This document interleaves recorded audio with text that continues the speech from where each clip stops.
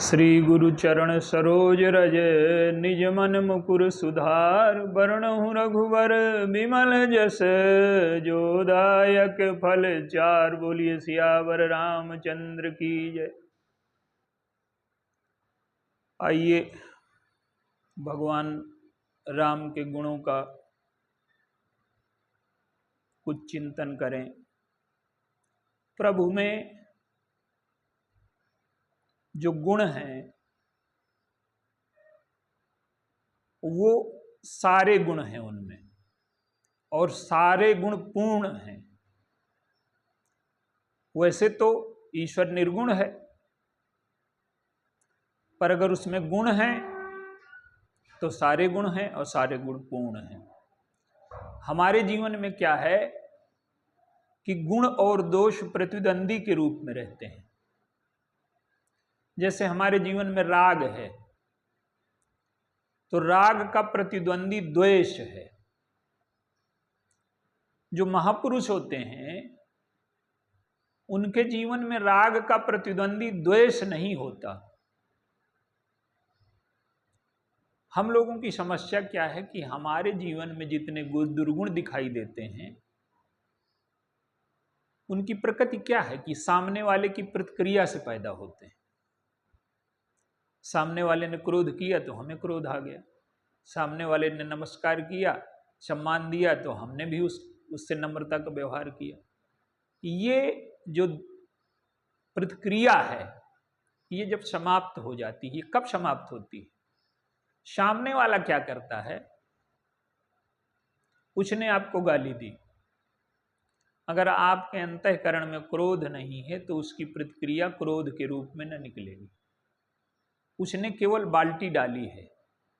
अगर क्रोध कुआं है, खाली है, चाहे जितनी बाल्टी डाली है उससे पानी नहीं निकलेगा। तो हमारे अंतःकरण में जो गुण दोष हैं वो प्रतिद्वंदी के रूप में रहते हैं। राग हमारे जीवन में आवश्यक है, उससे बहुत प्रेरणाएं प्राप्त होती हैं, उससे हमारा जीवन चलता है। लेकिन राग के साथ जो वैराग्य है वो हमारे जीवन में होना चाहिए, क्योंकि धर्म का जो परिणाम है वो वैराग्य के रूप में आता है। तो आज भगवान राम के वैराग्य गुण की थोड़ी सी झलक। आज राज्याभिषेक की घोषणा हो गई। कल गद्दी पर बैठना है, वशिष्ठ जी भगवान राम से आकर के कह गए। भगवान राम मन में उदास हो गए। वशिष्ठ जी से उन्होंने कुछ कहा नहीं। माँ ने जब कहा कि तुम्हें बन जाना है तो प्रसन्न हो गए। भगवान राम जो राजा का स्वरूप है सबसे पहले वो कैसे प्रकट करते हैं? हम राजा उसे समझते हैं जिसका बहुत बड़े क्षेत्र पर अधिकार हो, जिसके पास वैभव हो, यश हो, संपदा हो। भगवान राम का राजा होने का पहला गुण क्या है? राजा होने का अर्थ ये नहीं कि बहुत संसाधन है आपके पास। हमारे यहाँ बादशाह की परिभाषा संतों ने की है कि चाह गई चिंता गई मनवा बेपरवाह है, जाको कछु नहीं चाहिए सोई शहंशाह। जिसे कुछ भी नहीं चाहिए, चाहिए का अर्थ है कि बाहर की चाहे कोई मन स्थिति हो चाहे परिस्थिति हो, हम अपने सुख के लिए जब दूसरों पर निर्भर न रह जाएं, न देश पर, न व्यक्ति पर, न काल पर, जब ये निर्भरता खत्म हो जाए, वो स्थिति वैराग्य है। आप देखिए भगवान राम जब वन को जा रहे हैं, सब कुछ छोड़ करके जा रहे हैं, धन संपत्ति, उनका जो ऐश्वर्य है, राजा का जो ऐश्वर्य है वो धन संपत्ति तो है, प्रजा का पालन पोषण होता है, पर राजा का जो मूल ऐश्वर्य है वो उसका चरित्र है। चरित्र, धन संपत्ति तो सब पीछे पीछे चलती है, उनका मूल जो ऐश्वर्य है क्या है? वो चरित्र है। तो भगवान राम का जो वैराग्य है आप देखिए यहाँ परिस्थिति क्या है, हमारे जीवन में राग का प्रतिद्वंदी द्वेष होता है। हम बहुत चाहते हैं अपने परिवार को, बच्चों को, पत्नी को, पर कोई भी एक ऐसा कार्य हो जाए तो वही राग जो है द्वेष में बदल जाता है। भगवान राम के साथ यही हुआ। कैकेयी माँ चाहती हैं, सभी लोग चाहते हैं। आप देखिए कैकेयी और मंथरा के अंतःकरण के अलावा सभी लोगों के अंतःकरण में वैराग्य है। दशरथ जी अगर वैराग्य में न होते, विचार में न होते, तो राजा थे, कैकेयी को मृत्युदंड दे देते। दशरथ जी के अंतःकरण में वैराग्य है, कौशल्याम्बा के, सब लोगों के अंतःकरण में वैराग्य है, किसी के जीवन में प्रतिक्रिया नहीं है।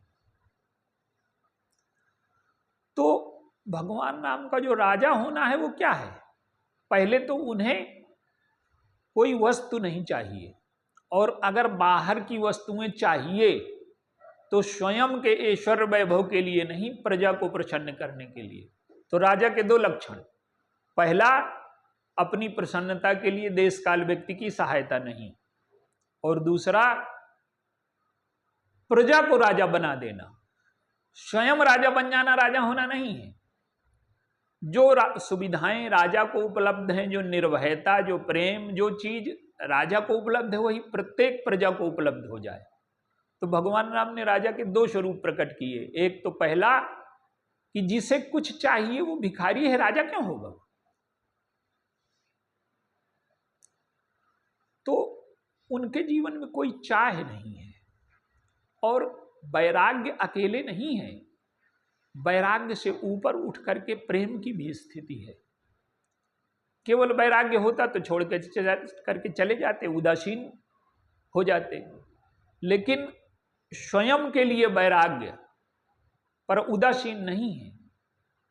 जब जब राम अवध शुद्ध करहीं, तब तब बार विलोचन भरहीं। वैराग्य का प्रकार बिल्कुल दूसरी प्रकार का है। अयोध्या से सुख नहीं चाहिए, लेकिन अयोध्या के लोगों की याद करके वो रोते हैं। वो ऐश्वर्य से निरपेक्ष हैं, पर प्रेम से निरपेक्ष नहीं है। आइए एक दो झांकियां और आगे की। भगवान राम अयोध्या से निकल करके निषाद राज के पास गए। निषाद राज आए, देव धरन धन धाम तुम्हारा, मैं जनु नीच सहित परिवारा। ये धन धरन धाम सब आपका है, और आप चलिए कृपा करके हमारे पुर में निवास करिए, हम जीवन भर आपकी सेवा करें।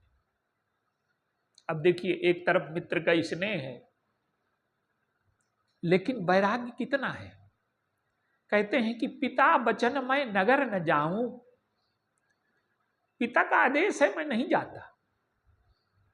सुग्रीव के यहां कहा ये, और निषादराज से भी, बरस चारिदस बास बन मुनि मृत बेश आहार, और ग्राम बास नहीं उचित सब गुहे भयो दुख बहार। निषाद राज का स्नेह स्वीकार कर लिया गया, उनकी भावनात्मक संपत्ति स्वीकार कर ली गई। राम राज्य में जो संपत्ति है वो भावनात्मक है, बाहर की संपत्ति तो है ही, लेकिन मूल संपत्ति है भावनाएं संग्रह करना, लोगों का सद्भाव, लोगों का प्रेम, लोगों की जो आदर्श के प्रति निष्ठा है उसको स्वीकार करना। तो मित्र के स्नेह का अनादर नहीं करना, लेकिन कुछ जाकर के ग्रहण करना भी संभव नहीं है। एक चित्र ये है, एक आप देखिए, लंका पर विजय मिल गई, संसार का सर्वश्रेष्ठ नगर है उस समय, बाहर की दृष्टि से, वैभव की दृष्टि से, सौंदर्य की दृष्टि से। भगवान राम का वैराग्य क्या है, लंका देखने तक नहीं गए। और आप देखिए, भगवान राम के चरित्र का प्रभाव ये है कि सारे बंदर जो विजेता हैं लंका के, विभीषण जी आए। गोस्वामी जी ने इसके पहले संकेत किए, जब विभीषण आए तो विभीषण को क्या दिया? बलकल भूषण फल असन द्रुम शय्या तृण शय्या द्रुम प्रीति और तीन समयन लंका दई यह रघुबर कीरी। स्वयं वृक्ष के नीचे रहते हैं, तिनके बिछा करके सोते हैं, फल भोजन को हैं और पहनने को कपड़े नहीं हैं। दान तो हम लोग भी देते हैं, लेकिन जब हमारे पास कुछ ना हो तब लंका जैसा राज्य दे देंगे? यह है वैराग्य की पराकाष्ठा।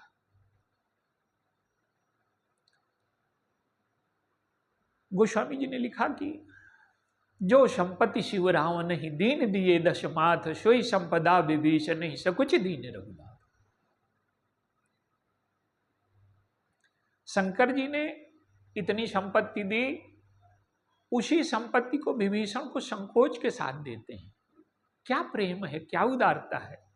कहते हैं विभीषण तो लंका के राजा हैं ही, लोगों ने मुझे दानी मान लिया, ये संकोच है। देते समय भी वो दानी नहीं बनते। गुण उनको इसीलिए नहीं, हम दान देते हैं, दान चाहे थोड़ा दें पर दानी बन जाते हैं, इसीलिए गुण हमें बांध लेते हैं, दोष हमें बांध लेते हैं। भगवान राम को गुण दोष बांध नहीं पाते। और देखिए वैराग्य की पराकाष्ठा, युद्ध जीता गया, किसी बंदर ने लंका में प्रवेश नहीं किया। भगवान राम तो देखने गए ही नहीं। संसार में कभी कोई ऐसा इतिहास नहीं कि विजेता ने विजित प्रदेश को न देखा हो। विभीषण आए, उन्होंने कहा कि अब जनग्रह पुनीत प्रभु की जय और मज्जन करिए समर श्रम छी जय। अब चलिए सेवक के ग्रह को पवित्र करिए और विश्राम करिए।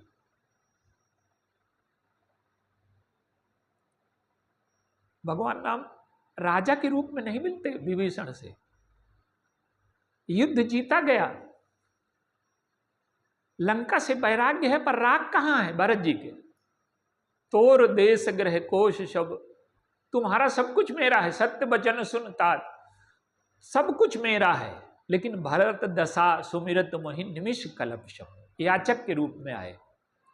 कहते हैं कि जियत न पाऊं वीर, यदि लौट करके गया तो जिंदा न मिलेगा, अगर एक दिन भी लेट हो जाऊंगा। तो वो कहते हैं तुम्हारे हाथ जोड़ता हूं, तुम ऐसा प्रबंध करो कि मैं भरत से मिल सकूं। सब कुछ प्रभु का दिया हुआ है। विभीषण तो लात मार करके निकाले गए थे, लेकिन ये उदारता है। आप देखिए लंका की जो संपत्ति है अन्याय से छीनी गई है, बड़े भाई को लात मार करके छीन लिया गया, पुष्पक विमान है, सब कुछ छीना हुआ है। भगवान ने क्या किया? पुष्पक विमान से अयोध्या गए, उतर कहो प्रभु पुष्प कहीं, तुम कुबेर पर जाओ, तुम कुबेर पही जाओ।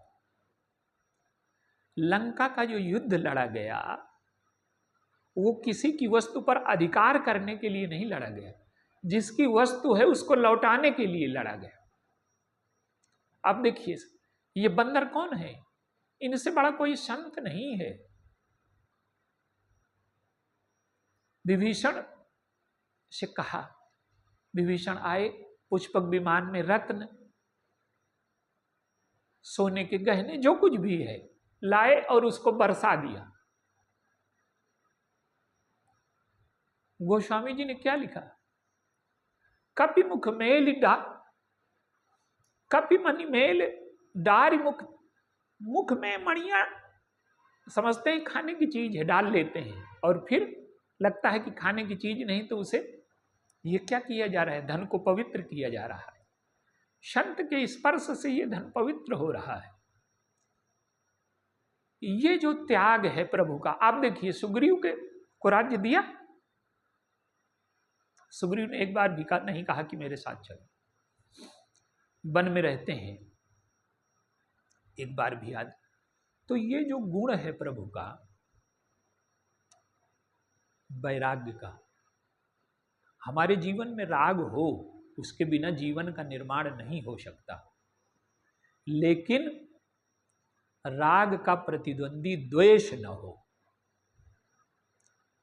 क्योंकि राग का प्रतिद्वंदी यदि द्वेष होगा तो जीवन में विकृति आएगी और जीवन ऊपर की ओर नहीं उठेगा। असल में हम लोगों के साथ एक समस्या है कि ये जो शास्त्र हैं ये उन लोगों की कृति हैं जो अंतःकरण के दोषों से मुक्त हो चुके हैं, और उस समय का समाज भी अंतःकरण के दोषों से मुक्त हो चुका है। तो इसे समझने के लिए एक साधना करनी पड़ेगी कि हम भी अंतःकरण के दोषों से मुक्त हों, तब इन चीजों को समझ पाएंगे और जीवन में उतार पाएंगे। जैसे उदाहरण लीजिए, हमने मिठाई खाई, आपने भी मिठाई खाई, तो हम आपसे कहें कि हमने मिठाई खाई तो आप समझ जाएंगे कि मिठाई का स्वाद ये है। लेकिन अगर हम कहें कि हमने अमृत पिया, या आप कहें कि हमने अमृत पिया और हमने नहीं पिया, तो हम उसका स्वाद कैसे समझेंगे? तो जो भगवान राम का चरित्र है उसमें तो शौर्य है, धैर्य है, वीरता है, प्रेम है, उदारता है, इतने गुण हैं कि उनकी कोई गणना ही नहीं हो सकती। लेकिन हमारे जीवन के निर्माण के लिए एक ही गुण पर्याप्त है। तो भगवान राम का जो वैराग्य है, आप देखिए, वैराग्य का ये अर्थ नहीं है कि अंतःकरण शुष्क हो गया। वैराग्य का जितना अर्थ लेना चाहिए उतने लिया। कैकेयी को आशंका है कि कोई राज्य न बना लें जो भरत का प्रतिद्वंदी राज्य हो, तो उस आशंका के निवारण के लिए तत्काल मुनिवेश धारण कर लिया। मुनियों का व्रत है, वेश है, आहार है। लेकिन उस वैराग्य की पराकाष्ठा में भी एक गुण है, वो लक्ष्मण और सीता जी के प्रति राग से उदासीन नहीं है। ये अनुचर बन करके आए हैं, हमारी सेवा के लिए आए हैं, तो उनका ध्यान रखते हैं। एक चीज और है, सीता जी साथ में आई हैं तो ऐसा नहीं है कि सीता जी से कोई मीठी बात नहीं करना है। आप देखिए फटकशिला के दृश्य क्या है, सीता जी को सजाते हैं फूलों से, जो भी सजावट है। सांसारिक व्यक्ति को लगता है, जयंत ने देखा भ्रमित हो गया। तो एक तरफ वैराग्य की पराकाष्ठा है और एक तरफ राग की पराकाष्ठा है। भगवान कहते हैं कि अयोध्या की वो सुदुस्तेज लक्ष्मी छोड़ने में एक बार भी समय नहीं लगा, और वही भगवान राम सीता जी के कहने पर सोने के मृग के पीछे भागते हैं। तो जो सामान्य व्यक्ति का जीवन है, उसके जीवन में जो गुण दोष हैं वो प्रतिद्वंदी। एक उदाहरण आप लीजिए, हमारे जीवन में क्रोध है, सामने वाले ने गाली दी तो हमारे जीवन का क्रोध प्रकट हो गया। उसने केवल बाल्टी डालने का काम किया। हमारे अंतःकरण में क्रोध है, काम है, लोभ है, ये जब होते हैं तो सामने वाला केवल बाल्टी डालता है, वो दोष वो प्रकट हो जाते हैं। भगवान राम के जीवन में ये सारी चीजें नहीं हैं। रावण ने इतना अहित किया है लेकिन उसके प्रति द्वेष नहीं है।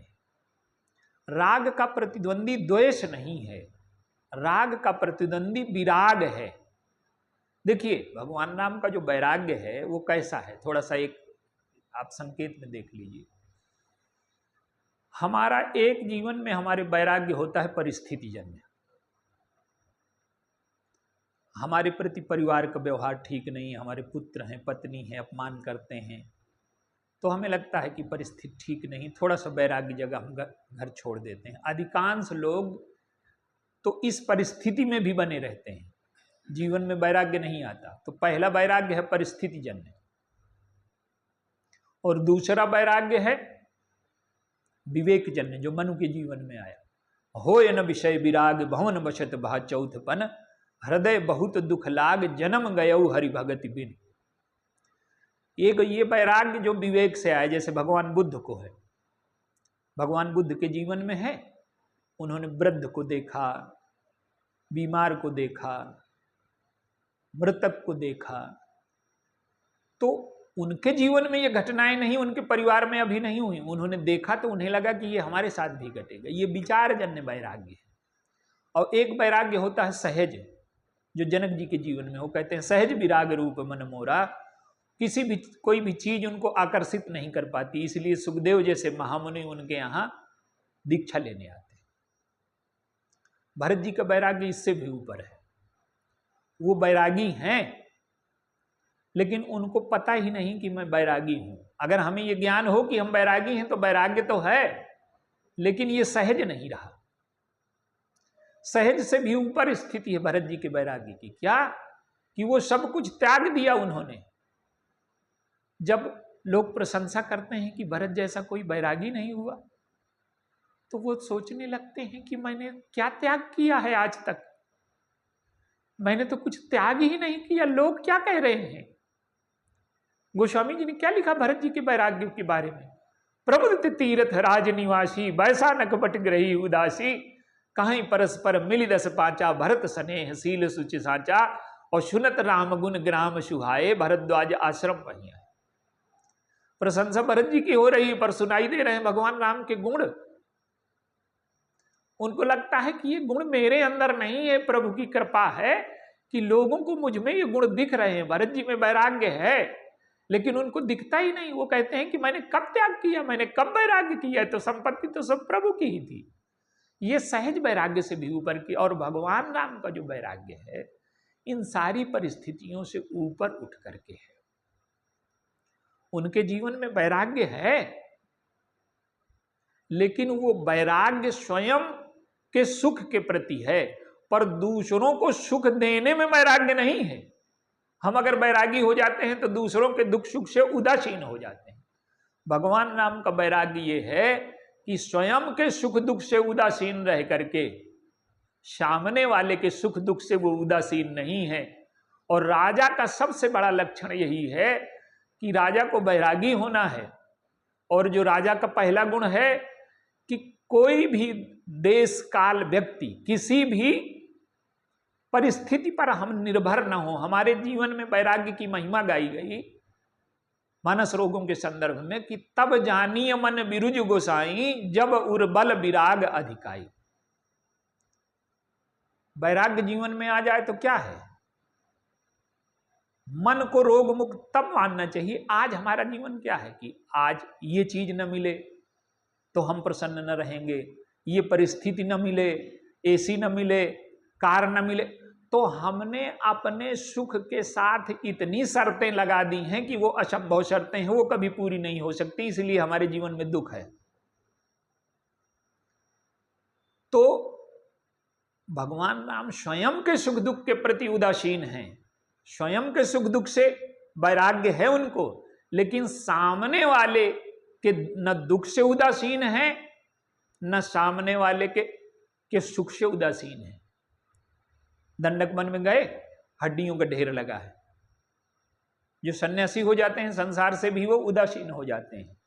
उनका वैराग्य राजा का वैराग्य है। निश्चरहीन करो मही भुज उठाए पनकीन, और सकल मुनिन के आश्रमन ही जाए जाए सुख दीन। हड्डियों का ढेर देखा तो एक साथ शौर्य और करुणा प्रकट हुए। करुणा ये कि दुख से प्रभावित हैं, और शौर्य ये कि इस परिस्थिति को मिटा देंगे।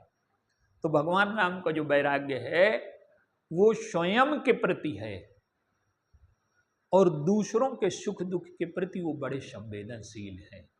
और ये स्थिति यदि हमारे जीवन में आ जाए, हम स्वयं के सुख दुख के प्रति उदासीन हो जाएं, वैरागी हो जाएं, और सामने वाले के सुख दुख के प्रति संवेदनशील हो जाएं, और यही स्थिति जब प्रत्येक व्यक्ति में आ जाती है प्रत्येक व्यक्ति में जब ये स्थिति आ जाती है, इस स्थिति में ही समाज पूर्णता प्राप्त करता है। और इसी स्थिति को राम राज्य कहते हैं। मानवता एक बार ये पूर्णता प्राप्त कर चुकी है, इसीलिए हमने उसको वसुधैव कुटुंबकम कहा। प्रत्येक व्यक्ति दुख सुख से मुक्त होकर के पूर्णता की स्थिति में, आनंद की स्थिति में पहुंच गया। और भगवान राम के वैराग्य का सबसे बड़ा लक्षण यह है कि सामने वाले के सुख दुख की संवेदना है, उसे पूर्ण करने में उन्होंने जीवन लगा दिया। अगर ये गुण हमारे अंदर आ जाए तो हम राम राज्य के नागरिक बन सकते हैं। बोलिए सियावर रामचंद्र की।